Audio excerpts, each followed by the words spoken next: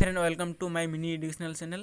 আজিৰ ভিডিঅ'ত আমি ক্লাছ 4ত থকা যিবোৰ অসমীয়া কিতাপৰ কোৱেশ্চনৰ এনসাৰ আছে দুই পাৰ্টত সেইবোৰ আলোচনা কৰিম। তেনেহ'লে আহা আমি ভিডিঅ'খন আৰম্ভ কৰোঁ। দুই পাৰ্ট মানুহৰ মাজলৈ কাপোৰ কেনেকৈ আহিল সেই পাৰ্টৰ কোৱেশ্চন এনসাৰ এতিয়া আমি আলোচনা কৰিম।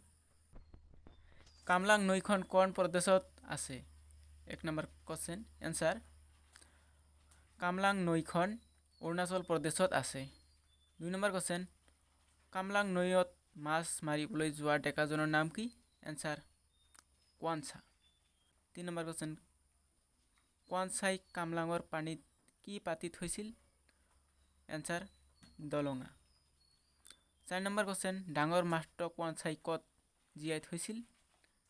এনসাৰ ডাঙৰ মাছটো কোৱানছাই লাওৰ খোলাত জীয়াই থৈছিল। 5 নম্বৰ কোৱেশ্চন কোৱানছাই তেওঁৰ ঘৰটো কিহেৰে ভৰি থকা দেখিছিল? এনসাৰ বাৰে বৰণীয়া কাপোৰেৰে। 6 নম্বৰ কোৱেশ্চন তাত ছালখন মেলি খটখটাই কোনে কাপোৰ বৈছিল? এনসাৰ দীপলিপ ছোৱালীজনী। তেনেহ'লে আমি ভিডিঅ'খন ইয়াতে সমাপ্ত ৰাখিলোঁ।